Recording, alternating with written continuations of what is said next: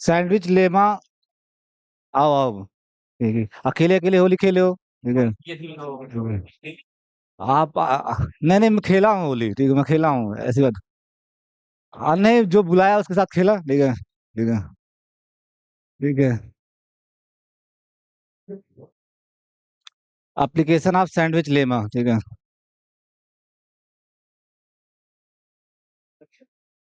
ये तो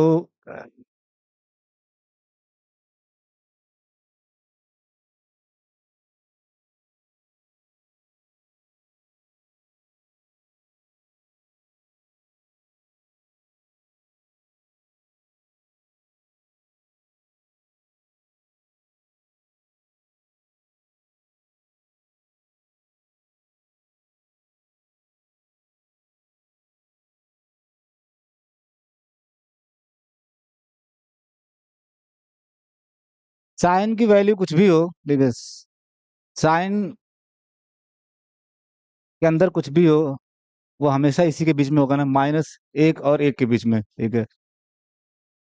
कि ये पता है ना सबको कि -2 के 2 के बीच में होता है। बहुत अच्छे, ये तो पता है कम से कम, ठीक है। ये तो पता है, ठीक है। ये तो पता है, ठीक है। ये एक ही चीज तो तुमको पता है, ले देके।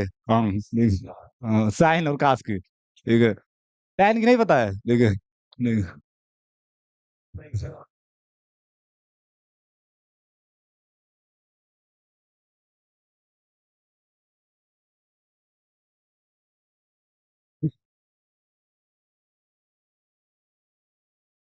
आप 1/n से मल्टीप्लाई कर दिया, 1/n पॉजिटिव नंबर है, पता है ना, नेचुरल नंबर अगर है। अगर नेचुरल नंबर है तो 1/n हमेशा पॉजिटिव होगा ना, ठीक है। ये तो क्लियर है ना। तो 1/n से आप मल्टीप्लाई कर दिए, इनइक्वलिटी चेंज नहीं होगी, -1/n sine n/n, 1/n for all n belongs to n, ठीक है। अब let an equal to -1/n and cn equal to sine n/n and bn equal to 1/n, ठीक है। आपको पहले से पता है, वी नो दैट, बात मत करो, we know that an converges to zero and bn converges to zero, ठीक है। an और bn की लिमिट आपको पहले से पता है कि an सीक्वेंस जीरो पे कन्वर्ज करेगी, bn सीक्वेंस जीरो जीरो पे कन्वर्ज करेगी। तो सिंस अगर आप माइन ये यहाँ पे एक चीज जरूर लिखना, for all n belongs to n, ठीक है। तो अगर an को -1/n मान रहे हो, ठीक है, तो an is less or equal to cn is less or equal to bn, यही तो होगा यहाँ से, ठीक है। अगर an आपका -1/n है तो -1/n की जगह an, और cn आप इसको मान रहे हो तो an less or equal to cn less or equal to bn, ठीक है। और आपको पता है कि an जो है, an कन्वर्ज कर रहा है जीरो पे और bn कन्वर्ज कर रहा है जीरो पे, तो बाय सैंडविच लेमा, ठीक है। बाय सैंडविच लेमा क्या कहता है कि अगर ये सीक्वेंस जहां कन्वर्ज कर रही होगी, तो वहीं पे इसको भी कन्वर्ज करना होगा। और यू नो दैट कि an और bn सीक्वेंस दोनों कहाँ कन्वर्ज कर रही है, तो साइन 1/n cn सीक्वेंस, तो by sandwich lemma cn converges to zero, cn converges to zero, ठीक है। और cn ही आपका क्या है, cn ही सीक्वेंस तो आपके साइन n/n है, तो साइन सो ये फुल स्टॉप कर देना, यहाँ पे ये full stop. So sine n/n sequence जब आप सीक्वेंस लिखते हो तो ऐसे लिखोगे, is convergent, convergent and converges to zero. और जब कन्वर्जेस टू लिखते हो तो फिर ये ब्रैकेट नहीं लगाते, कन्वर्जेस टू जीरो, ठीक है। तो एक एप्लीकेशन यही है सैंडविच लेमा का, ठीक है। ऐसे कास एन बाई एन सीक्वेंस कहाँ कन्वर्ज करेगी, बाय सेम आर्गुमेंट से, कास एन बाई एन सीक्वेंस, ठीक है। सेम ही तो है, जैसे साइन है वैसे कास है, सारा आर्गुमेंट कट पेस्ट मारोगे, ठीक है। तो cos n by n sequence भी सिमिलरली, सिमिलरली मतलब on the using the same argument, ठीक है, similarly we can show that cos n by n sequence भी जीरो पे कन्वर्ज करेगी, नॉट एक पे। कल एक बोल दिए थे तुम लोग ने, हाँ एक पे नहीं कन्वर्ज करेगी, ठीक है, एक पे नहीं कन्वर्ज करेगी।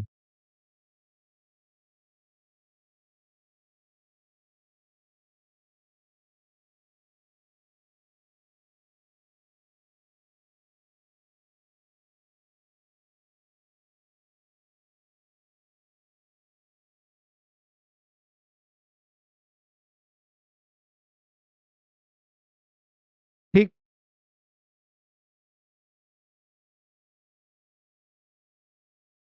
सॉरी, ठीक है, सॉरी। नहीं ठीक है, बताती होती, मैं पैर ऊपर रखी हूँ, देखो, देखो।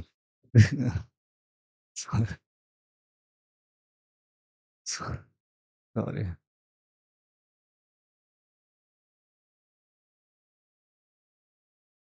लेट अल्फा भी एनी, अल्फा एक कोई भी रियल नंबर है, ठीक है, अल्फा कोई भी एक रियल नंबर है जिसपे आपका कोई कंट्रोल नहीं, alpha is any real number, ठीक है।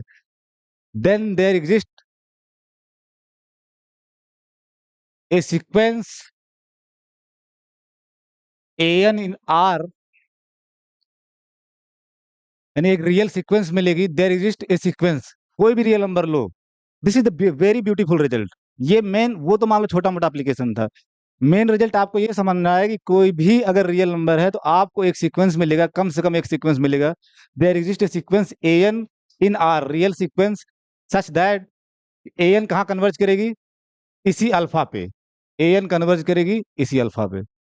आप स्टेटमेंट समझ पा रहे हो मैं क्या कहना चाह रहा हूँ, कि कोई भी आदमी कुछ भी रियल नंबर दे दे, जैसे कोई दे दे 1/2, you can create a sequence a n जो इस पे कन्वर्ज करेगी। कोई दे दे √2, you can create a sequence जो इस पे कन्वर्ज करेगी। यानी कोई भी रियल नंबर अगर आपको, आपके पास है, तो आप एक सीक्वेंस पा सकते हो जो उस नंबर पे कन्वर्ज करेगी। You can construct, you can get a sequence that sequence converges to that number, ठीक है। स्टेटमेंट कितने लोग समझ पाए, ठीक है। इसका अलावा हर रियल नंबर पे कन्वर्ज करने वाली सीक्वेंस मिलेगी ही मिलेगी। अगर ये प्रूव हो जाए तो इससे आप ये कंक्लूजन निकालोगे कि हर रियल नंबर पे कन्वर्ज करने वाली सीक्वेंस मिलेगी ही मिलेगी, तय बात, ठीक है। तो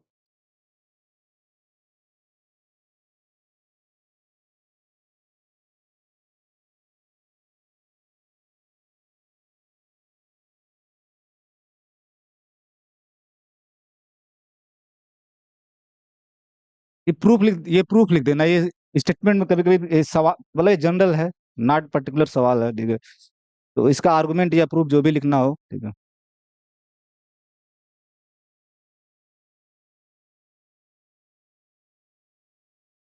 for every n belongs to N, ठीक है, फॉर एवरी एन बिलोंग, हर नेचुरल नंबर के लिए आप ये इनइक्वलिटी पा सकते हो, α-1/n less or equal to alpha, ठीक है,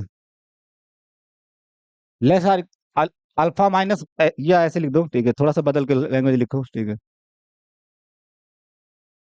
a n equal to α-1/n, ठीक है। हर n के लिए अल्फा आपको पता है, ठीक है, अल्फा पता है, ए एन कैसे बना रहे हो, अल्फा में से 1/n घटा के, अल्फा मा अरे मैं जो बोल रहा हूँ वो लिखो, तुम लोग आगे क्यों बोलते हो एडवांस, ठीक है।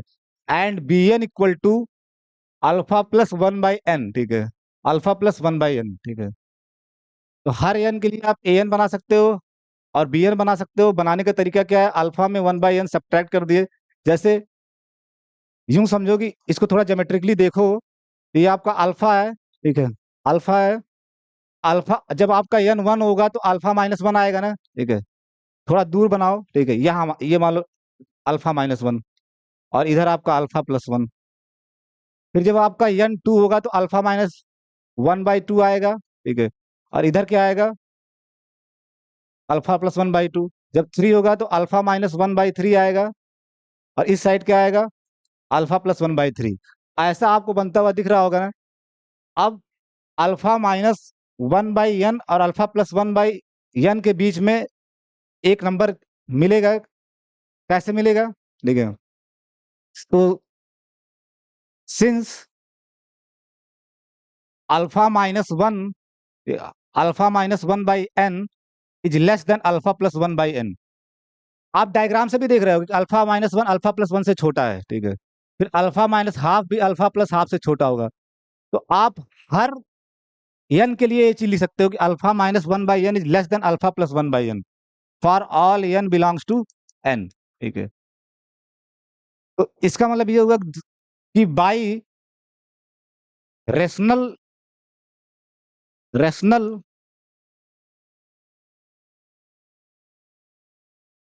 डेंसिटी थ्योरम,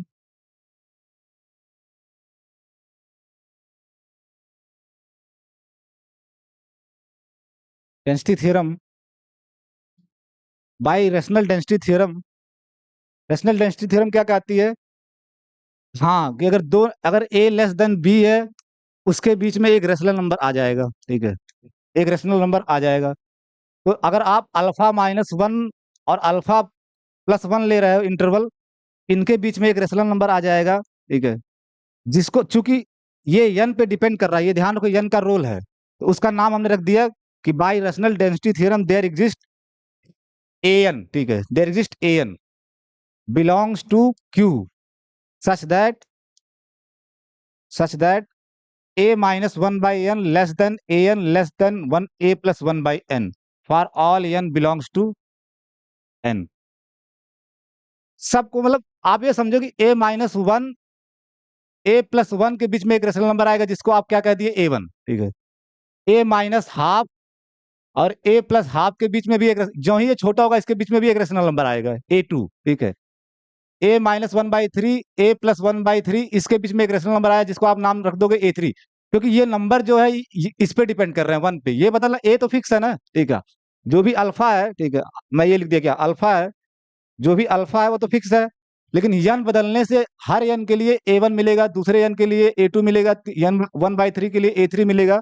उसको आप हमें बार बार लिखने से अच्छा तरीका क्या है कि एक ही बार लिख दिए, alpha minus 1/n less than an less than alpha plus 1/n for all n belongs to n, ठीक है। और ये यही बात कह रहा है कि अल्फा माइनस 1 अल्फा प्लस 1 के बीच में एक रेशनल नंबर a1 आ जाएगा, alpha minus half alpha plus half के बीच में एक रेशनल नंबर a2 आ जाएगा, अल्फा माइनस 1/3 अल्फा प्लस 1/3 के बीच में एक रेशनल नंबर a3 आ जाएगा। मतलब यहाँ डायग्राम में बिना दो, ये आपका a1 आ गया, ठीक है, a1। और जब हाफ लोगे तो यहाँ a2 आ जाएगा, ठीक है। पेन चेंज कर दे रहा हूँ, a2 आ जाएगा, यहाँ आपका a1 आ गया इस इंटरवल में, ठीक है। इस अल्फ इनके बीच में जब ये वाला इंटरवल ले रहे हो, अल्फा माइनस हाफ और अल्फा प्लस हाफ वाला, तो इसके बीच में एक a2 आ जाएगा। इसी तरह से जब आप अल्फा माइनस 1/3 अल्फा प्लस 1/3 लोगे, तो इसी तरह यहाँ a3 आ जाएगा, ठीक है। तो एक सीक्वेंस मिलता दिख रहा है आपको ना, क्योंकि हर n के लिए बात हो रही है, तो एक सीक्वेंस a1 a2 a3 बनता हुआ दिख रहा है, जो कहाँ जा रहा है, किसकी तरफ जा रहा है। आपको महसूस भी हो रहा है कि a1 a2 a3 किसकी तरफ जा रहा है, अल्फा की तरफ, ठीक है, अल्फा की तरफ। तो वही बात लिखा गया, ये खोल के 10 आप कितनी बार लिखोगे, a1 a2 a3 dot dot dot लिखने से अच्छा आप एक साथ ही लिख दिए कि by rational density theorem there exist rational number an। ये n पे डिपेंड करेगा, क्योंकि ये नंबर बदलेगा n के साथ साथ, ठीक है, n के साथ साथ बदलेगा, ठीक है। an जो इन दोनों नंबर के बीच में होगा, इन दोनों नंबर के बीच में होगा। तो और अगर alpha minus, so this implies alpha minus 1/n अगर लेस देन है, तो आप less or equal to an भी लिख सकते हो, नहीं भी लिखोगे तब भी चल जाएगा, less or equal to an भी लिख सकते हो। क्यों, क्योंकि a less than b implies a less or equal to b, alpha plus 1/n for all n belongs to n, ठीक है। ये चीज समझ लेना, तभी आगे बढ़ना, ठीक है। ये डायग्राम मेन है कि जब आप n बदलोगे तो आपके ऐसे इंटरवल्स बनेंगे, अल्फा माइनस 1 अल्फा प्लस 1 उसके बीच में एक रेशनल नंबर a1 आ गया। फिर जब आप alpha minus half alpha plus half बनाओगे तो एक रेशनल नंबर a2 आ गया। जब अल्फा माइनस 3 अल्फा प्लस 1/3 बनाओगे तो एक a3 आ जाएगा। ऐसे जब n के लिए बनाओगे alpha minus one by n, alpha plus one by n, तो एक an आ जाएगा। और आपको महसूस हो रहा है कि ये सीक्वेंस कहाँ भागती जा रही है, अल्फा की तरफ। दिख रही है ना, जो दिख रहा है वही तो लिखना है, ठीक है, जो दिख रहा है वही लिखना है, ठीक है। तो अब आप इस सीक्वेंस को लेट, यहाँ A1 लिख दिए हो ना, इसको कुछ इसका नाम रख दिया जाए bn equal to alpha minus one by n, and इसका नाम कुछ रख दिया जाए Cn, ठीक है। Cn equal to alpha plus one by n for all n belongs to n, ठीक है, for all n belongs to n, ठीक है। इसको कह दिया गया bn और इसको कह दिया गया Cn, क्योंकि an आप पहले डिनोट कर दिए हो, ठीक है। तो by algebra of convergent sequence, by algebra of convergent sequence, by algebra of convergent sequence, sequences, ठीक है, bn कहाँ कन्वर्ज करेगा ये बताओ सिर्फ मुझे। bn इक्वल टू है alpha minus one by n, और दो सीक्वेंस का ये सम है ना, दो सीक्वेंस, एक कांस्टेंट सीक्वेंस है जिसका हर टर्म क्या है, अगर b1 निकालोगे तो अल्फा माइनस आपका क्या आएगा, वन। अब b2 निकालोगे तो alpha minus one by two, b3 निकालोगे alpha minus one by three. तो दो सीक्वेंस का सम है, भले डिफरेंस लिखा गया, सम भी मतलब alpha minus one by n भी आपका क्या alpha plus minus one by n है, यही तो है, ठीक है। तो ये जो सीक्वेंस है अलजेब्रा ऑफ कन्वर्जेंट सीक्वेंस से कहाँ कन्वर्ज करेगी, ये कांस्टेंट सीक्वेंस आपका अल्फा पे कन्वर्ज करेगा, ठीक है। और वन बाई एन सीक्वेंस कहाँ कन्वर्ज करेगी, जीरो पे। तो ओवरऑल सीक्वेंस कहाँ कन्वर्ज करेगी, अल्फा माइनस जीरो पे, दैट इज अल्फा, ठीक है, दैट इज अल्फा। तो bn कहाँ कन्वर्ज कर रही है, अल्फा पे, bn कन्वर्ज कर रही है अल्फा पे। अब जरा देखते हैं कि cn कहाँ कन्वर्ज कर रही है, and cn equal to alpha पे ही करेगी अलजेब्रा ऑफ कन्वर्जेंट सीक्वेंस से, alpha plus one by n, दो सीक्वेंस अलजेब्रा, दो सीक्वेंस के सम से बना हुआ है Cn। पहला वाला कांस्टेंट सीक्वेंस, हर टर्म हमेशा अल्फा अल्फा अल्फा ही रहेगा। Cn जब खोलोगे तो पहला वाला हमेशा अल्फा अल्फा अल्फा ही रहेगा, और दूसरा वाला वन बाई एन सीक्वेंस है। तो ये दो सीक्वेंस का सम है, पहला वाला कांस्टेंट सीक्वेंस और दूसरा वन बाई एन सीक्वेंस। तो ये कांस्टेंट सीक्वेंस उसी कांस्टेंट पे कन्वर्ज करेगी, और plus one by n sequence कहाँ कन्वर्ज करेगी, जीरो पे, और ये बराबर क्या आ जाएगा आपका, अल्फा। bn और cn सीक्वेंस यानी an सीक्वेंस इन दोनों सीक्वेंस के बीच में है, bn और cn sequence. So sandwich lemma लग जाएगा ना, ठीक है।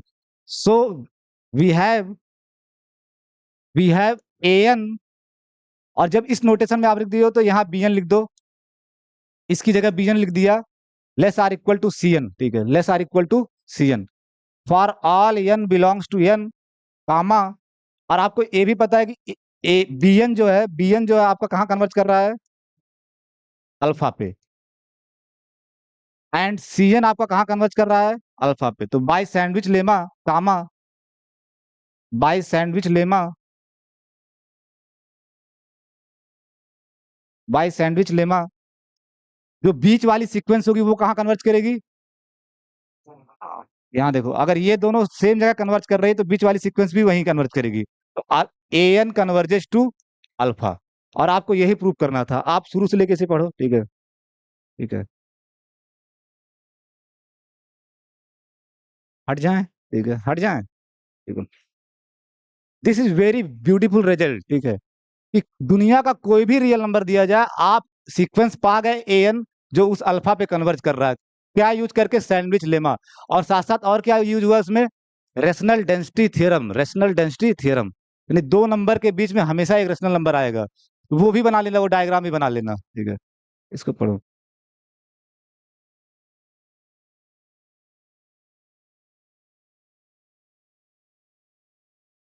समझ में आ गया ना, कोई दिक्कत है, बहुत तेज तो नहीं पढ़ा रहा हूँ आज, ठीक है, थोड़ा लेट हो गया था आने में, ठीक है, सो गया था, ये तो गया ही था कमरे पे, ठीक है, सो गया था मैं, ठीक है।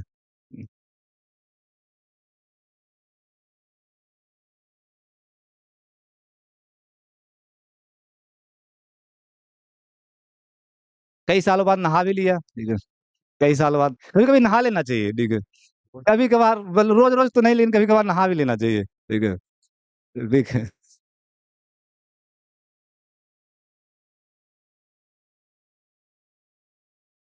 एक तो ये लड़कियों की तरफ मेरा बाल आगे चला रहा है, ठीक है, समझ नहीं आ रहा है। ठीक है। वो आ, सही कह रहे हो, वो लगा के आना चाहिए था, क्या नाम है, क्या बोलते तुम्हारे अरे जो उसको लगा के आते हैं, हेयर बैंड लगा के आना चाहिए था। मार्क तुम लाई नहीं, लाना चाहिए था, ठीक है ठीक है। ठीक है।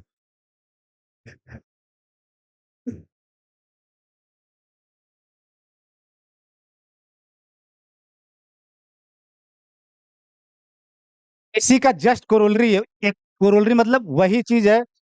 कभी कभी आपको दूसरे लैंग्वेज में क्वेश्चन पूछा जा सकता है, जैसे हमने क्या कहा था कि कोई भी रियल नंबर लोगे तो एक सीक्वेंस मिल जाएगा जो उस नंबर पे कन्वर्ज करेगा।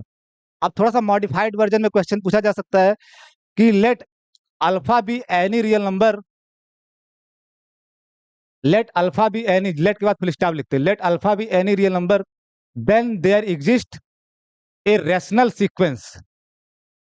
अब की बार वो कहेगा रेशनल सीक्वेंस, आप प्रूफ पहले ही कर दिए हो, प्रूफ हो चुका है कि नहीं, वही सवाल है सेम, ठीक है। There exist a rational sequence, क्योंकि जितने भी a n a two a three आ रहे थे वो कहाँ आ रहे थे, क्यू में। अपने कॉपी में देखो रेशनल नंबर्स थे, रेशनल डेंसिटी थ्योरम यूज किया ना, ठीक है। ए वन ए जितने भी ए एन थे, a one a two a three वो क्या थे, रेशनल नंबर। तो there exist rational sequence, rational sequence मतलब जिसके सारे टर्म क्या हो, rational number. There exist rational sequence a n, n belongs to n which converges to alpha. Same सवाल है, सेम सोल्यूशन है, ठीक है। तो जो इसका आप आर्गुमेंट लिखोगे, एज एबव, ठीक है। एज एबव मतलब जस्ट एबव, नहीं तो पता चला तुम एज एबव मतलब पहले पन्ने पे चले गए, ठीक है, पहले पन्ने पे चले, एज एबव मतलब जस्ट एबव।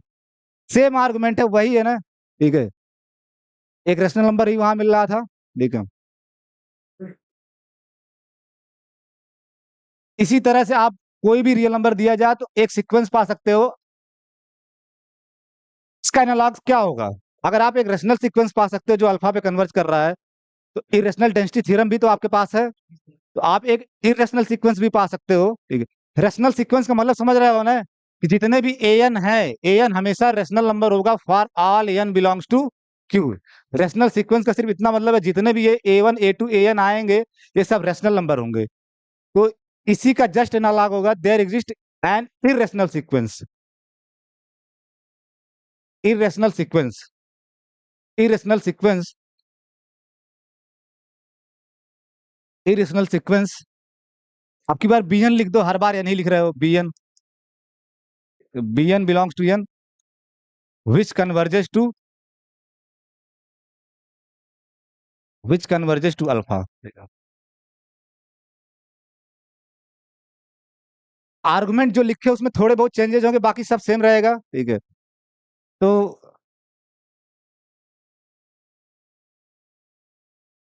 आर्गुमेंट लिखने से पहले आप एक बार ये डायग्राम बना लोगे तो आपको एग्जाम में थोड़ा आसानी होगी। अल्फा, ठीक है, ठीक है, और आप बनाओगे अल्फा माइनस वन, ठीक है, alpha minus one, alpha plus one.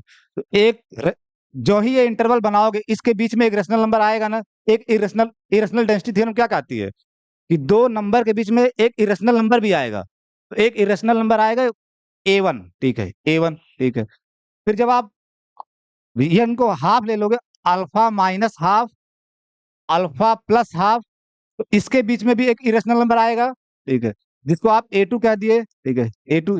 ये सब नॉट इन क्यू है, not in Q, irrational number, irrational density theorem लगाओगे, a two in not in Q, ठीक है। फिर जब आप वन बाई थ्री रेडियस का बनाओगे, alpha minus one by three, alpha plus one by three, तो तुरंत फिर इरेशनल डेंसिटी थ्योरम से क्या मिलेगा, ए थ्री जो कि क्यू में नहीं होगा, ठीक है। इसी तरह से आप देखोगे एक सीक्वेंस बनता दिख रहा है ना, ठीक है।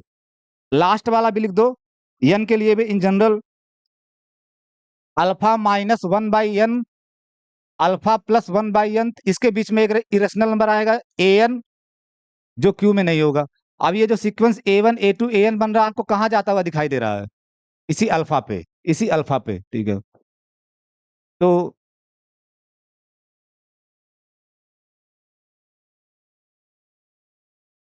बाई सीधा की ज्यादा मत लिखो, by irrational density theorem, by irrational density theorem, irrational density theorem, not rational, irrational density theorem, irrational density theorem, there exist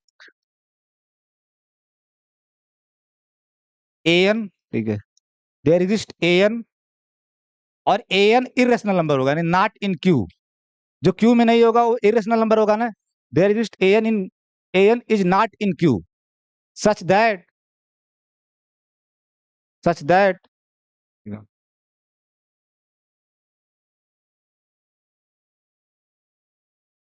such that कि alpha minus one by n से बड़ा होगा ए एन आपका, और alpha plus one by n से छोटा होगा, ठीक है।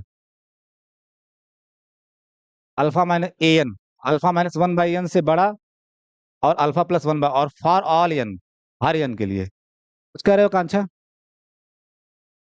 अच्छा बी एन, हाँ बहुत सही, इन्होंने कहा कि आप यहाँ बी एन लिख दियो, यहाँ ए एन लिख दियो, तो बी एन लिख दो यहाँ पे, ठीक है।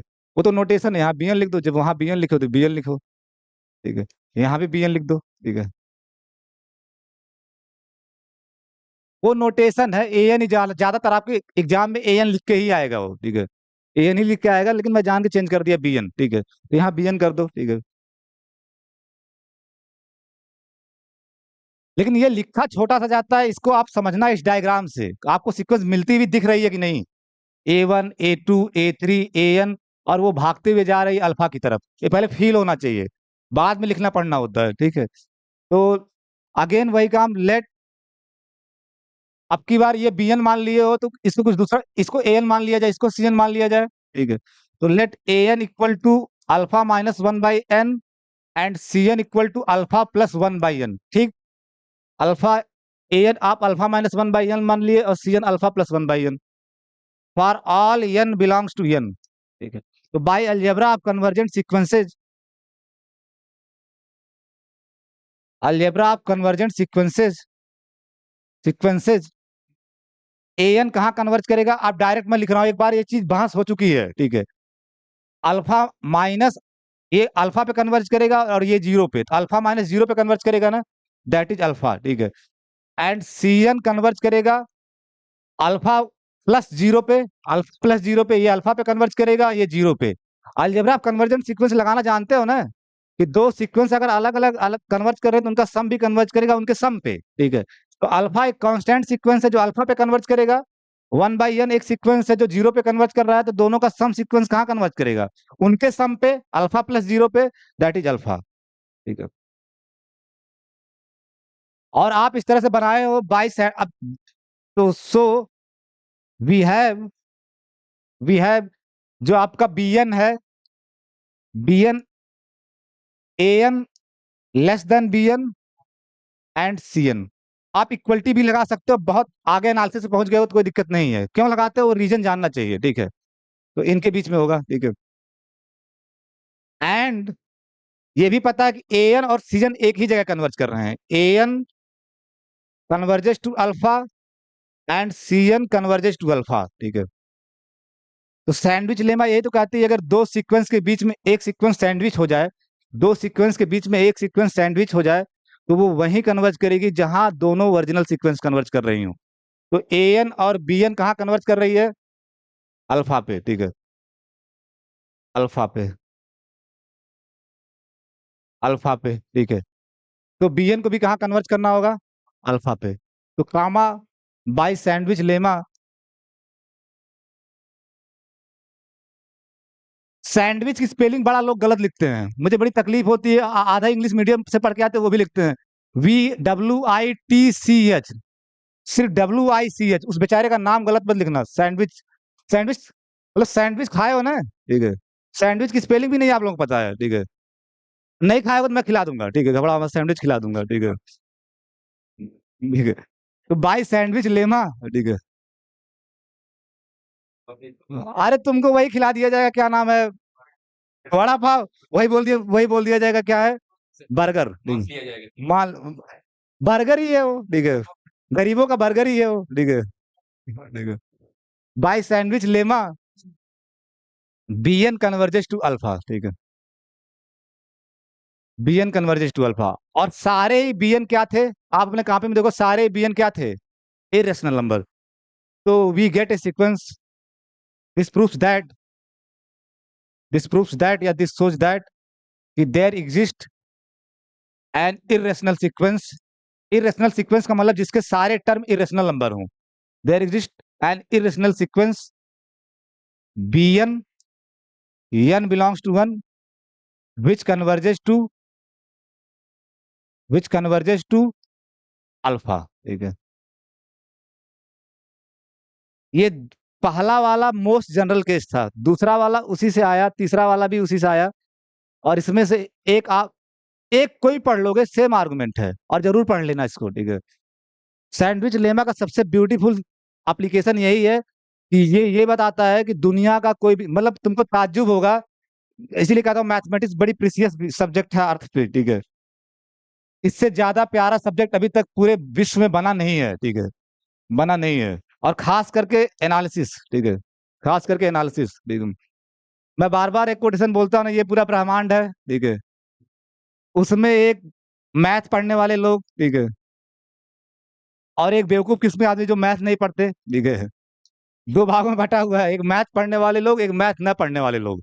इनसे बात करो पागलों जैसी बात, इनके पास कोई आर्गुमेंट तर्क वर्क नहीं होता है, कुछ भी बोल देंगे। ठीक है, और मैथमेटिक्स में भी दो क्लास के लोग होते हैं, एक जो रियल एनालिसिस पढ़ते हैं और एक जो रियल एनालिसिस नहीं पढ़ते हैं। ठीक है, तो जो ये पढ़ते हैं उनकी दुनिया अलग है, उनकी दुनिया अलग है, और जो नहीं पढ़ते वो भी अच्छे हैं। ठीक है, वो भी अच्छे हैं। ठीक है, वो भी अच्छे हैं, रियल एनालिसिस की अपनी एक क्लास है। ठीक है, विच कन्वर्जेस टू अल्फा। ठीक है, ठीक है, और जैसे जैसे आप आगे बढ़ोगे आपको महसूस होगा कि सही में वाकई में सर का ये स्टेटमेंट सही है। ठीक है, सही है। ठीक है, इतनी बड़ी बात है ना कि तो आप, मैं जो बड़ी बात बताने जा रहा था वो आपको बताया ही नहीं कि रूट टू क्या है। रूट टू क्या है? Irrational number. और आप एक ऐसा सीक्वेंस बना सकते हो जिसका कोई भी टर्म इरेशनल नहीं होगा। रूट टू इरेशनल नंबर है ना, आपसे एग्जाम में इसका पर्टिकुलर केस भी पूछा सकता है, रूट टू इरेशनल नंबर है, मीन्स रियल नंबर तो है ना, इरेशनल भले है लेकिन रियल नंबर तो है ना। अभी दूसरा स्टेटमेंट क्या कर रहा है जो इसके पहले प्रूफ किए हो कि there exist a rational sequence, there exist a rational sequence, तो आप एक रेशनल सीक्वेंस पा जाओगे जो इस रूट टू पे कन्वर्ज करेगा, जिसके सारे टर्म क्या है, रेशनल है। ये मजेदार बात नहीं है, एक इरेशनल नंबर और आप एक ऐसी सीक्वेंस पा जा रहे हो जिसके सारे टर्म क्या है, रेशनल, उसमें से कोई भी इरेशनल नहीं है, सारे A1 A2 A3 सब के सब क्या है, रेशनल, लेकिन वो कन्वर्ज कहाँ कर रहे हैं, इरेशनल पे। ठीक है, इरेशनल नंबर पे। तो देर, इसी तरह से अगर आप हाफ ले लीजिए, हाफ, ये आपका रेशनल नंबर है ना। ठीक है, अभी ऊपर वाले जो अभी रिजल्ट किया उसके हिसाब से आप एक सीक्वेंस पा सकते हो जिसका हर टर्म इरेशनल होगा, हर टर्म इरेशनल होगा। You can get an irrational sequence जो एक रेशनल नंबर पे कन्वर्ज करेगा, जो एक रेशनल नंबर पे कन्वर्ज करेगा। बार बार इसको पढ़िए, आज का सबसे अच्छा क्वेश्चन यही है। ठीक है, कि आपके पास रेशनल नंबर है और आप एक सीक्वेंस बना सकते हो जिसके सारे टर्म क्या हो, इरेशनल नंबर होंगे, लेकिन वो कन्वर्ज कहाँ करेगा, रेशनल नंबर पे। उसी तरह से आप इरेशनल नंबर, पाई, पाई आपको बड़ा अच्छा लगता है, पाई, आप पाई को डिफाइन कर सकते हो, पाई क्या है, आपको पढ़ाया जाता है ना पाई क्या है, मतलब रटवाया जाता है पाई इरेशनल नंबर जिसका मान 22/7। अच्छा बताओ, पाई का मान अगर 22/7 हो जाएगा तो ये इरेशनल कैसे हो जाएगा, ये 22/7 लगभग हो गया, 22/7 होता है, लगभग नहीं, 22/7 ही लेते हैं। मान लिया जाता है सर। पहली बात तो पाई का मान 22/7 होता ही नहीं है, यही तो बहुत गलत चीज हम सीखते हैं बचपन में। ठीक है, वो कैलकुलेशन पर्पज से, जिससे रेडियस हमको हमेशा 7 के रूप में दे देते तो कट जाता है 7। एक वृत्त है, गाय चल रही है जिसका रेडियस 7 है। ठीक है, और जिसका रेडियस 14 है, फलाना में 7 का मल्टीपल तो 7 कट जाता है। कभी भी आप जानिए कि पाई जो है 22/7 नहीं होता है। ठीक है, पाई 22/7 के अप्रोक्सीमेटली इक्वल होता है। ठीक है, 3 पॉइंट, अब मुझे याद नहीं है। ठीक है, ऐसे कुछ होता है जो रुकता नहीं है, नॉन, मतलब इरेशनल नंबर आता है, नॉन टर्मिनेटिंग। ठीक है, उसकी भयानक अंग्रेजी है। ठीक है, ठीक है, तो ये पाई का 22/7 जब भी पूछा जाए आपसे आज के बाद, तो आप कहेगा पाई का मान 22/7 नहीं होता है, ठीक है। अगर पाई 22/7 हो गया तो काहे का इरेशनल हो जाएगा, ठीक है। इसका मतलब हम कुछ दिन तक बेवकूफी किए बचपन में, फॉर कैलकुलेशन पर्पज, ठीक है, फॉर कैलकुलेशन पर्पज, ठीक है। तो पाई भी अगर आप एक इरेशनल नंबर ले रहे हो तो आप एक रेशनल सीक्वेंस पाओगे जो पाई पे कन्वर्ज करेगा, रेशनल सीक्वेंस जिसके सारे टर्म क्या हो, रेशनल। और आड़ा टेढ़ा बना लो, √2, फिर उसके ऊपर log ई पाई, ये भी तो एक इरेशनल नंबर है। अजीब टाइप का आड़ा टेढ़ा जिसमें मतलब बहुत ही भद्दा सा बनाया आप, ठीक है। √2 उसके ऊपर log ई पाई, फिर आपको एक रेशनल सीक्वेंस मिल जाएगा जो कहाँ कन्वर्ज करेगा, इसी पे। तो ठीक है, इसी पे और 3-5 करके बना सकते हो, ठीक है, 3-5 करके बना सकते हो कोई भी नंबर, ठीक है। तो ये बड़ा पूछा जाता है जब आप इंटरव्यू देने जाते हो ना, तो आपसे एक आड़ा टेढ़ा से बनाएगा आदमी, साइन, उसके अंदर ई, फिर उसके अंदर ए पे पावर log ई, ए मतलब √2 पे पावर log ई √3, और पूछेगा क्या आप कोई सीक्वेंस पा सकते हो जो इस नंबर पे कन्वर्ज करेगा, बिल्कुल करेगा, आज ही आप प्रूव कर लिए। और सिर्फ पूछता है किसके आधार पे आप पा सकते हो, what is the concept behind that, sandwich lemma, sandwich lemma, ठीक है। ठीक है, पानी नहीं रखे हो क्या आप, अच्छा पानी रखा है, ठीक है। तो सैंडविच लेमा, सैंडविच खाने में भी अच्छा लगता है अगर अच्छी वाली सैंडविच हो, ठीक है। फास्ट फूड में आप सैंडविच खा सकते हो, लेकिन अच्छी वाली सैंडविच जिसमें आलू नहीं पड़ती है, ठीक है।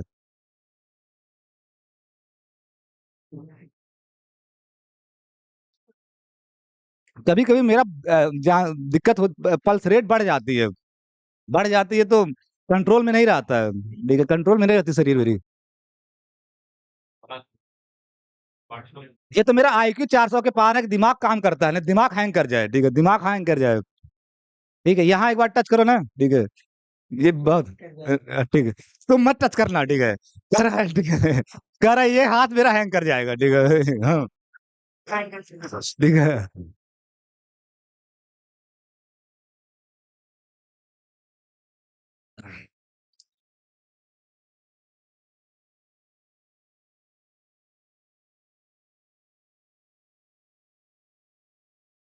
किसी को इसमें कुछ पूछना तो पूछ सकते हो, अगली बात लिखो, ठीक है।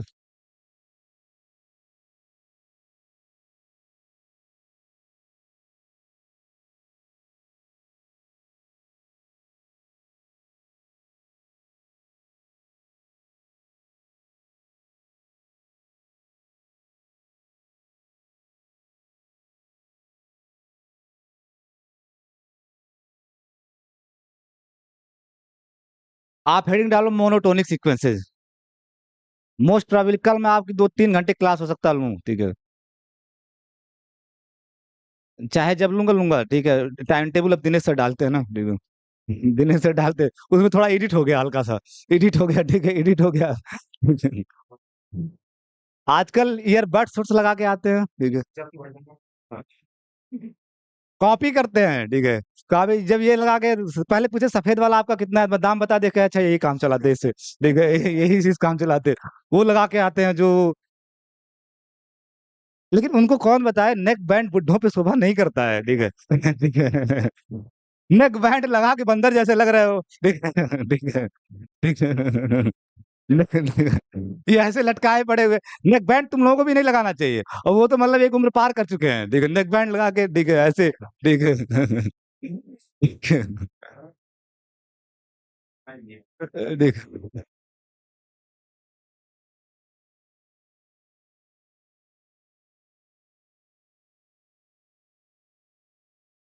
तुम लोग ईयरबड्स लगाया करो, ईयरबड्स, ईयरबड्स जो मैं लगा के आता हूँ, ईयरबड्स, ठीक है। और मैं नाम नहीं लूंगा ना तो प्रचार हो जाएगा किसी का, एडवर्टीजमेंट किसी का नहीं करना चाहिए, जिस भी कंपनी का मन हो आप खरीद लेना, ठीक है। ANB, ठीक है, सीक्वेंस,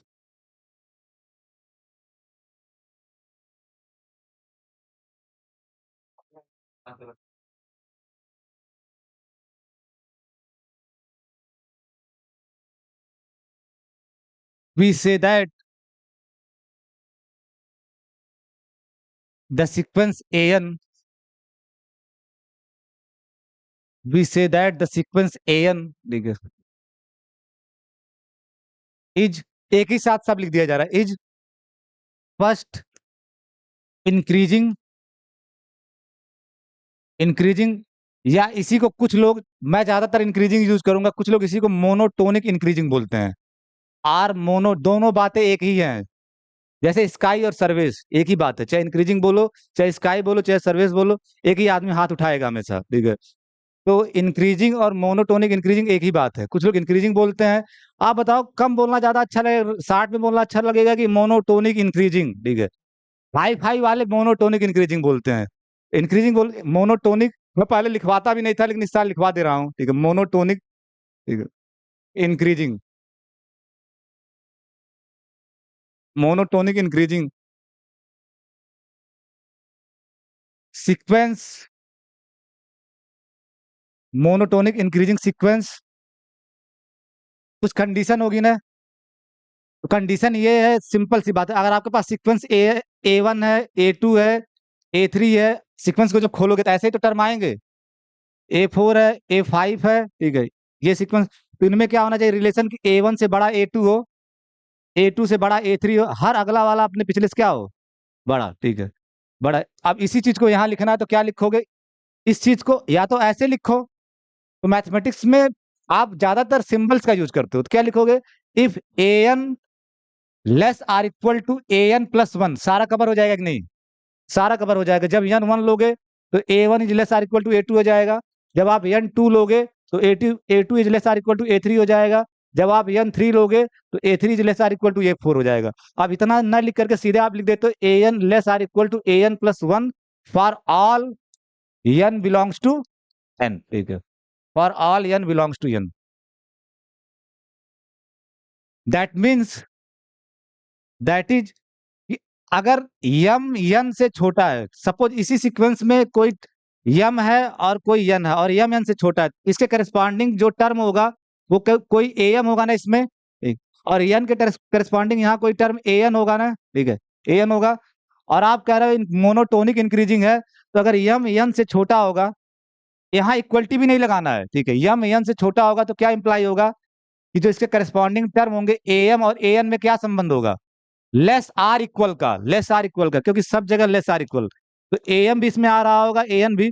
अच्छा बताओ, A2 less or equal to A3 है और A3 less or equal to A4 है, तो A2 less or equal to A4 नहीं होगा। तो वही बात, ए एम भी लेस आर इक्वल क्या होना चाहिए, ए एन, ठीक है। तो दैट इज, अगर एम लेस देन एन तो इंप्लाई जो a m less or equal to a n, ठीक है। बस सिंपल सी डिफिनीशन है इंक्रीजिंग सीक्वेंस की, सिर्फ यही इतनी बात लिखनी है। अगर ऐसा हो रहा होगा, इसके बाद जो कंडीशन लिखा गया है उसको आप इंक्रीजिंग सीक्वेंस बोलोगे, ठीक है।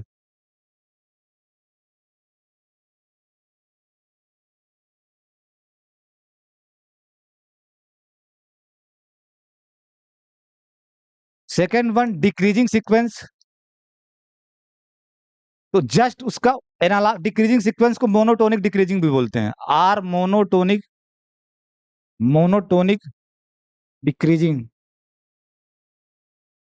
ठीक है, monotonic decreasing sequence,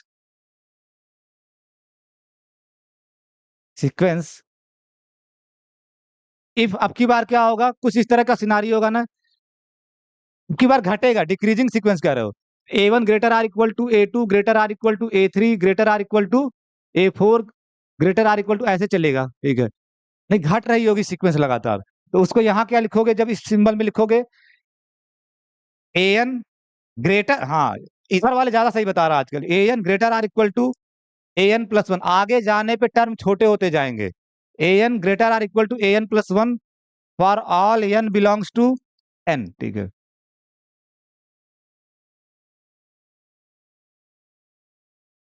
that is, जब इस फॉर्मेट में लिखोगे, ये तो हमेशा यम अगर लेस देन यन होगा, ठीक है, यम लेस देन यन होगा, इसका मतलब यम कहीं है, यन कहीं है, तो ए एम भी इसमें कहीं होगा ना, ठीक है, और यन भी, ए एन भी इसमें कहीं होगा। तो अगर यम लेस देन यन है तो ए एम और ए एन के बीच में क्या संबंध होगा, अगर डिक्रीजिंग है, हाँ, a m greater or equal to a n, तो दिस इंप्लाइज आगे जाने पे टर्म छोटा होता जाएगा, a m greater or equal to a n, ठीक है। एंड थर्ड वन, इंक्रीजिंग हो गया, डिक्रीजिंग हो गया, मोनोटोनिक सीक्वेंस किसको बोलोगे, कि सब मैं एक साथ ही लिख दिया हूं। We say that the sequence n is increasing if this happens, decreasing if this happens. Third one, third one pen change कर दे रहा हूं, मोनोटोनिक, मोनोटोनिक सीक्वेंस, यानी एन को मोनोटोनिक सीक्वेंस बोलोगे कब? जब आइदर या तो इंक्रीजिंग हो या डिक्रीजिंग, कम से कम उसमें से एक हो, ठीक है। तो monotonic sequence if either it is increasing, अब मैं बार बार मोनोटोनिक इंक्रीजिंग नहीं लिखूंगा, इट इज इंक्रीजिंग, ठीक है, इंक्रीजिंग आर डिक्रीजिंग, यानी किसी सीक्वेंस को मोनोटोनिक सीक्वेंस बोलोगे कम से कम एक तो होना ही चाहिए, या तो वो इंक्रीजिंग सीक्वेंस हो या तो वो डिक्रीजिंग सीक्वेंस हो। ऐसे सीक्वेंसेस को क्या बोलोगे? Monotonic sequence. Monotonic sequence, monotonic में खासियत क्या है? एक होगा ही होगा। क्या दोनों हो सकता है? ये भी अच्छा क्वेश्चन है, क्या दोनों हो सकता है? कौन सी ऐसी सीक्वेंस है जो इंक्रीजिंग भी है डिक्रीजिंग भी है? हम्म, कांस्टेंट सीक्वेंस, कांस्टेंट सीक्वेंस। अभी उसको लिखा दो, देखो।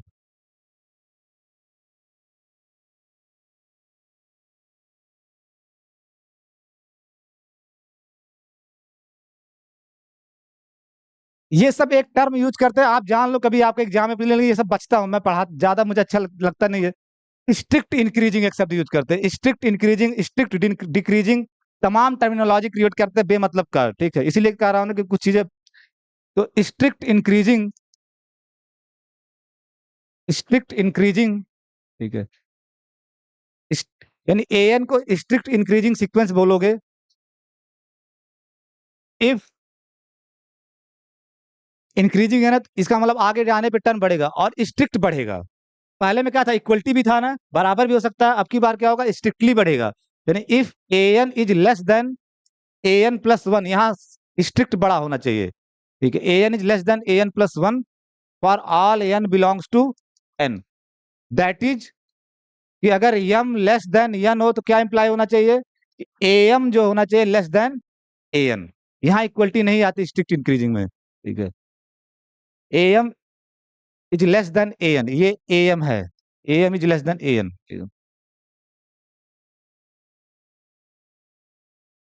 स्ट्रिक्ट डिक्रीजिंग कब बोलोगे?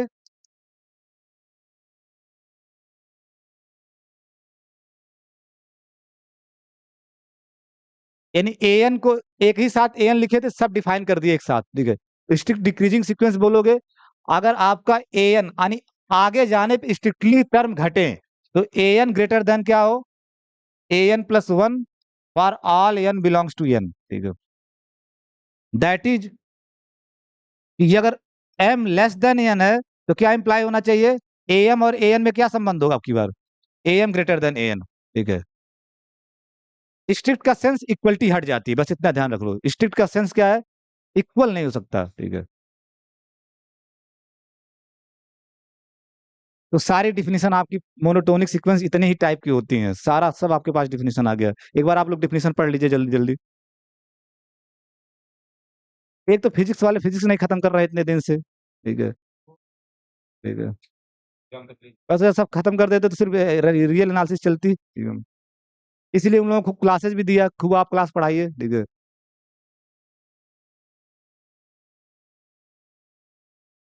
ठीक है।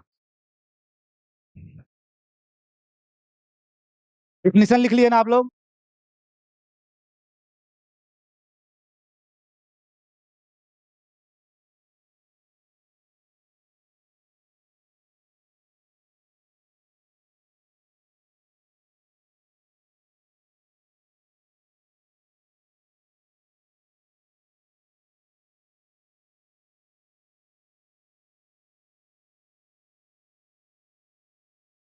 ए एन लियो एन, हर एन के लिए, तो आपका ए वन क्या आएगा? वन। ए टू क्या आएगा? टू।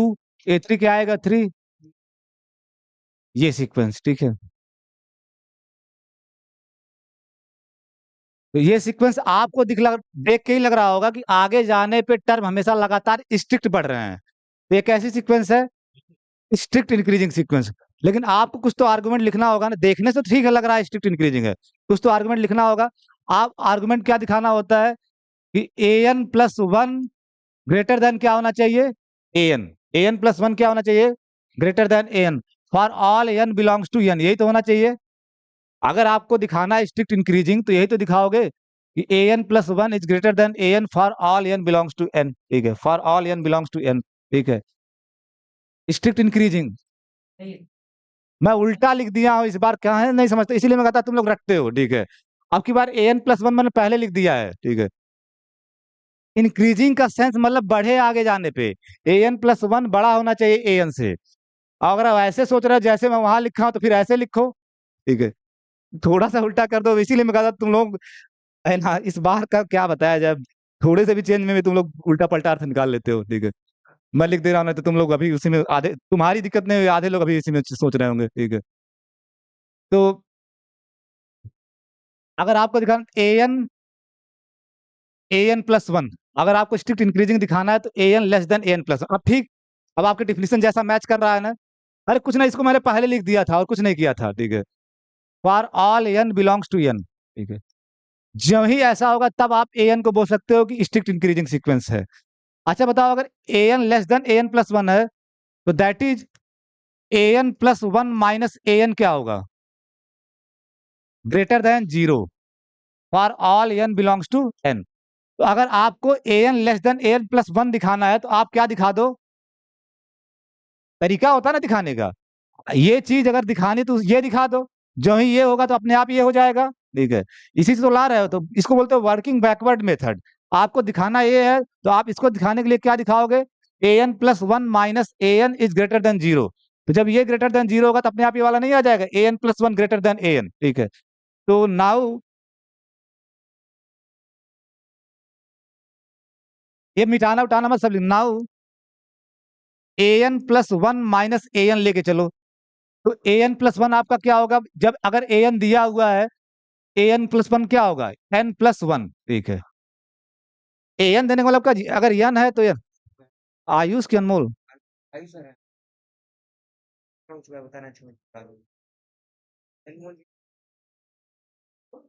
आयुष से कह दो कि 15 मिनट रुक जाए, अभी तब पढ़ा के पढ़ा ले। हाँ ठीक है, लड़के पढ़ लेंगे, ठीक है, लड़के पढ़ लेंगे, ठीक है।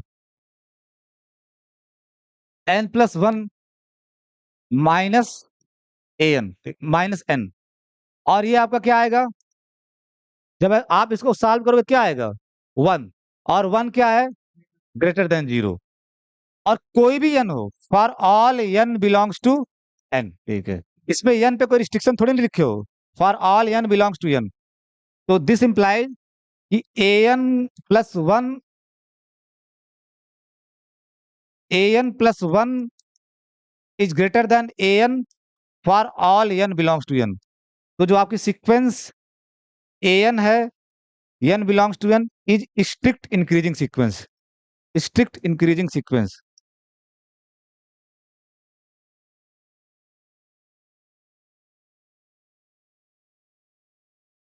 एक एग्जाम्पल आ गया स्ट्रिक्ट इंक्रीजिंग सीक्वेंस का, ठीक है।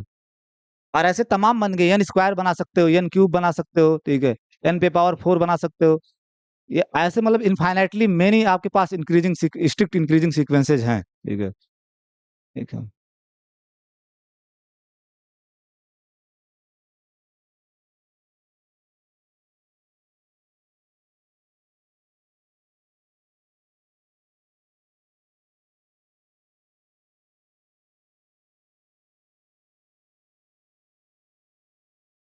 A n equal to 1/n, ठीक है, a n equal 1/n sequence ही बड़ा, यहाँ सबको बड़ा फेवरेट सीक्वेंस है 1/n।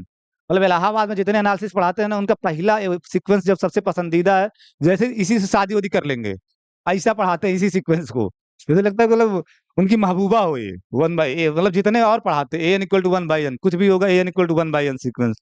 और दूसरी यही तक वो सोचते हैं, ठीक है, ठीक है, ठीक है। For all n belongs to n, ठीक है। तो ये आपको दिख रहा होगा ना, ये जो सीक्वेंस खोलोगे तो ये क्या आएगा, 1, 1/2, 1/3, 1/4 लगातार घट रहा है ना, स्टिक डिक्रीजिंग सीक्वेंस है।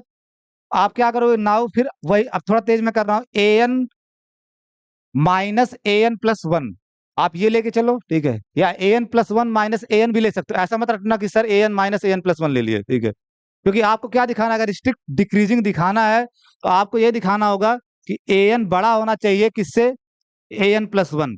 इसीलिए मैं an माइनस an+1 ले लिया। अगर ये ग्रेटर देन जीरो हो जाएगा, अगर ये ग्रेटर देन जीरो हो जाएगा, an नहीं बड़ा हो जाएगा an+1 से, तो an minus an+1 that is 1/n minus 1/n+1। सिर्फ वैल्यू रख रहा हूं। अगर an इस तरह से दिया गया तो an आपका 1/n, an+1 क्या होगा, 1/n+1।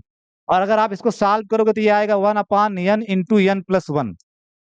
सॉल्व करना लघुत्तम लघुत्तम तो खूब किए बचपन में भाई, यहाँ आया, ये यहाँ आया, कटा, ये नीचे आ गया, ठीक है।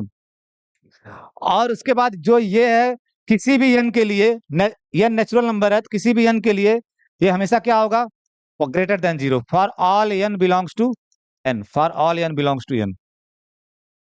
जब ये ग्रेटर देन जीरो हो गया तो so an is greater than an+1, an is greater than an+1 for all n belongs to n।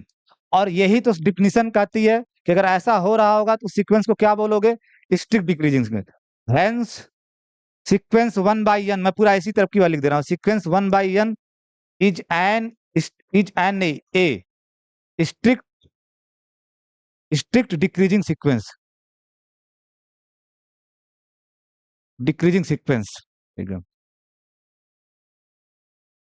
अब आपको मैं ये कहना चाह रहा हूं, अगर आपसे एग्जाम में पूछा जाए कि इंक्रीजिंग है कि डिक्रीजिंग है, तो तरीका यही अपनाना है, an minus an+1, an+1 minus an, जो आपकी इच्छा करे वो लेके चलना, वहीं से आपको आइडिया हो जाएगा कि वो इंक्रीजिंग है कि डिक्रीजिंग है, इंक्रीजिंग है कि डिक्रीजिंग है, ठीक है।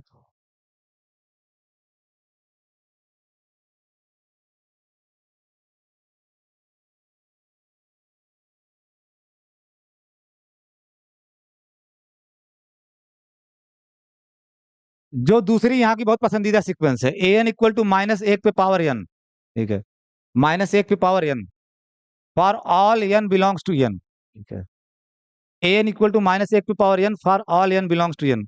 तो जब इसके आप टर्म लिखोगे तो पहला टर्म क्या आएगा, -1 1 -1 1 -1 1 -1।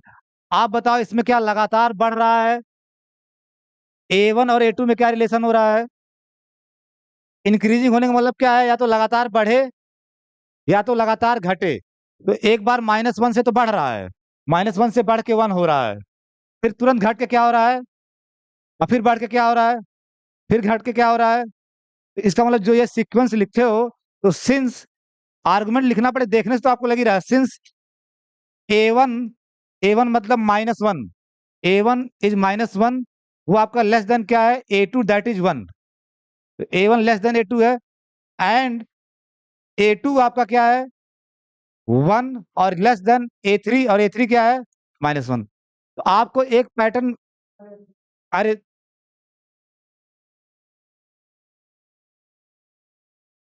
तो तीन ही टर्म से आपको पता चल रहा है कि काम न तो लगातार बढ़ रही है न लगातार घट बढ़ रही है। a1 a2 से छोटा है, लेकिन a2 a3 से क्या हो जा रहा है, बड़ा। तो इससे क्या कंक्लूड करोगे कि जो आपकी सीक्वेंस है न तो इंक्रीजिंग है न तो decreasing.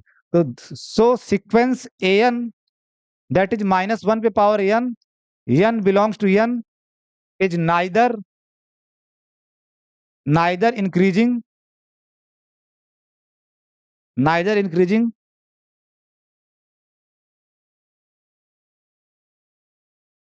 Nor decreasing sequence, nor decreasing sequence, not decreasing sequence, ठीक है।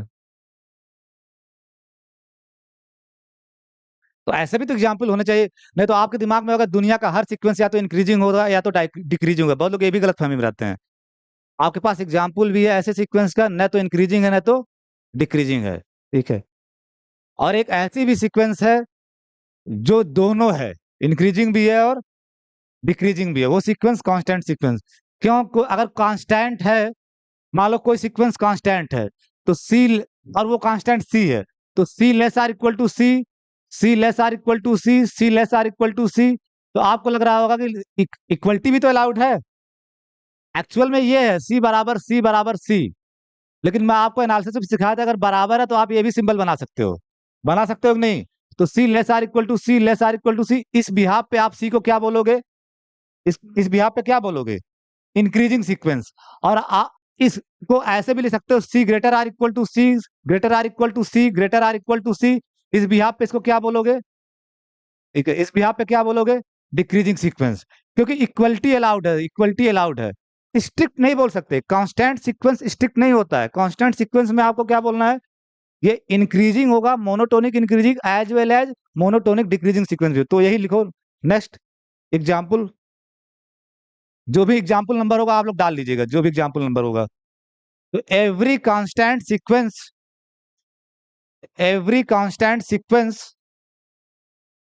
every constant sequence is increasing। मैं स्ट्रिक्ट शब्द नहीं यूज कर रहा हूं क्योंकि सी लेस देन सी नहीं होता है, आपको पता होना चाहिए, कोई नंबर अपने नंबर से छोटा नहीं हो सकता है। तो इंक्रीजिंग लिख रहा हूं, इंक्रीजिंग या मोनोटोनिक इंक्रीजिंग बोलोगे। तो every constant sequence is increasing as well as decreasing sequence, decreasing sequence.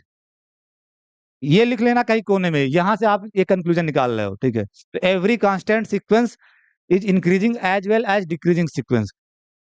और this is the only sequence, और आगे भी लिखना आपको, this is the only sequence, this is the only sequence which is both, which is both का sense समझ रहे हो ना? ठीक है।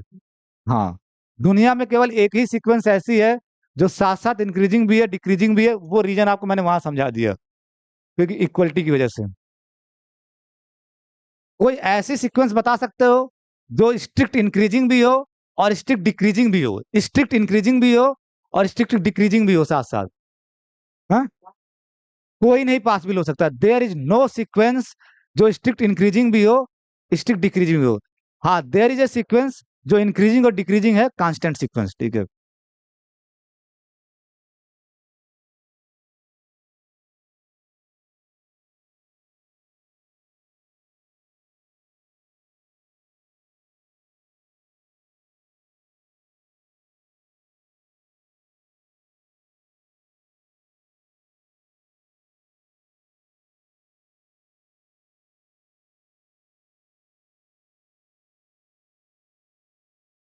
कैट हुआ हो, ठीक है। साथ, साथ ही लिखना है। कल धोनी का मैच है ना, ठीक है, चेन्नई का। अब 4 घंटा वहां मैच देखने भी देना होगा मुझे, ठीक है। कल धोनी का लखनऊ में मैच होता है, अगर चेन्नई मुंबई का तो देखने भी, पिछली बार तो अब चेन्नई मुंबई का लखनऊ में होता है, वानखेड़े जाना पड़ेगा, ठीक है। हम्म। इलाहाबाद में तुम्हारा गली क्रिकेट नहीं होता है, तो बता रहे हो इलाहाबाद में होगा, ठीक है। मोनोटोन कन्वर्जेंस थ्योरम, ठीक है। आप थोड़ा सा याद करो, अभी स्टेट ये हेडिंग डाल के छोड़ो, अब थोड़ा सा याद करो, ठीक है, कि आपको मैंने एक चीज प्रूव किया था, अगर सीक्वेंस कन्वर्जेंट है तो क्या होती थी? बाउंडेड, ठीक है। मैं पूछा था आपसे क्या कन्वर्स सही होगा, आपने बताया था नहीं। फिर कुछ कंडीशन में कन्वर्स सही हो जा रहा था, वो क्या था? मोनोटोनिक सीक्वेंस अगर हो, मोनोटोनिक सीक्वेंस हो, तो मोनोटोन कन्वर्जेंस थ्योरम आज वही प्रूव करेगा कि बाउंडेड सीक्वेंस कब कन्वर्जेंट होगा, ठीक है। तो स्टेटमेंट लिखो, ठीक है। ये पहले आप बना लेना, ठीक है। जो मैं पूछा था ना, वो कंडीशन क्या है, वो रिस्ट्रिक्शन क्या है? कंडीशन यही है कि मोनोटोनिक अगर है तो कन्वर्जेंट सीक्वेंस तो हमेशा बाउंडेड होगा, लेकिन बाउंडेड सीक्वेंस कन्वर्जेंट हो ये जरूरी नहीं है। आपके पास एग्जांपल -1 पे पावर n, और वो रिमाइंडर वाली सीक्वेंसेज, वो रिमाइंडर वाली सीक्वेंसेज बाउंडेड थे लेकिन कन्वर्जेंट नहीं थे। लेकिन बाउंडेड सीक्वेंस कन्वर्जेंट तब हो जाएगा जब उसमें एक चीज और डाल दो कि वो सीक्वेंस क्या हो? मोनोटोनिक। रिजल्ट लिखो, तो इसका स्टेटमेंट है, स्टेटमेंट मोनोटोन कन्वर्जेंस थ्योरम का स्टेटमेंट, एवरी एवरी मोनोटोनिक, ये वर्ड अंडरलाइन कर देना है, एवरी मोनोटोनिक बाउंडेड सीक्वेंस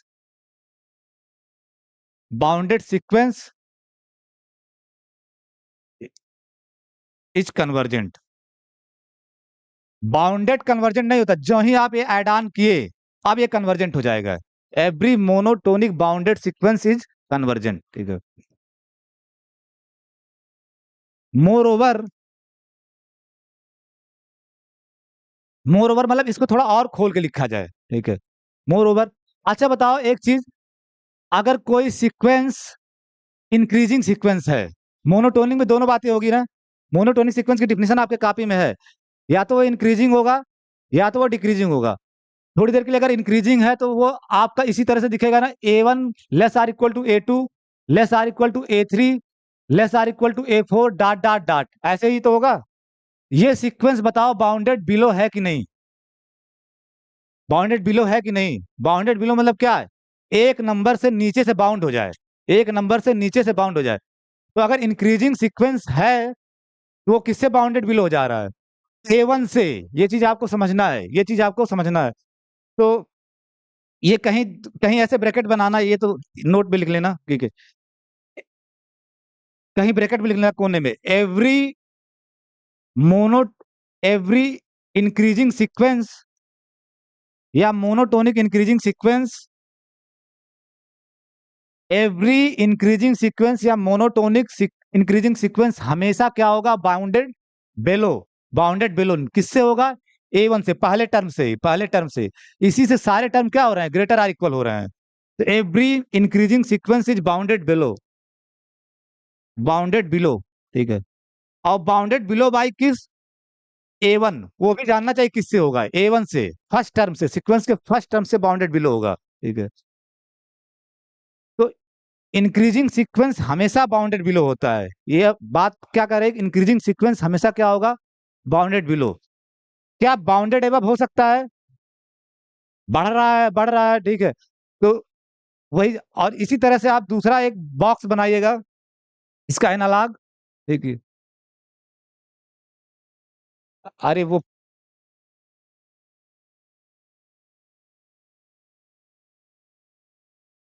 दूसरे बॉक्स में लिखना, इसी का एनालॉग क्या होगा, अगर डिक्रीजिंग सीक्वेंस है तो every decreasing sequence, every decreasing sequence is always bounded, bounded what, above.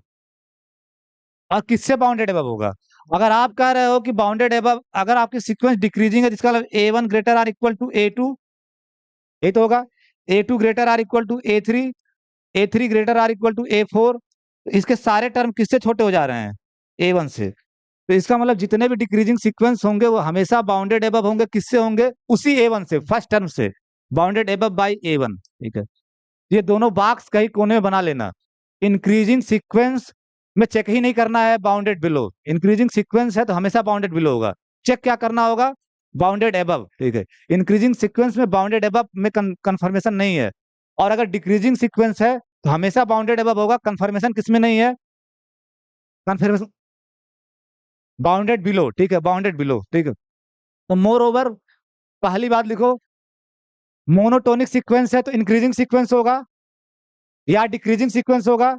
तो if if sequence n belongs to n is monotonic की पहली बात, मोनोटोनिक इन पहला वाला केस इंक्रीजिंग ले रहा हूं, इंक्रीजिंग,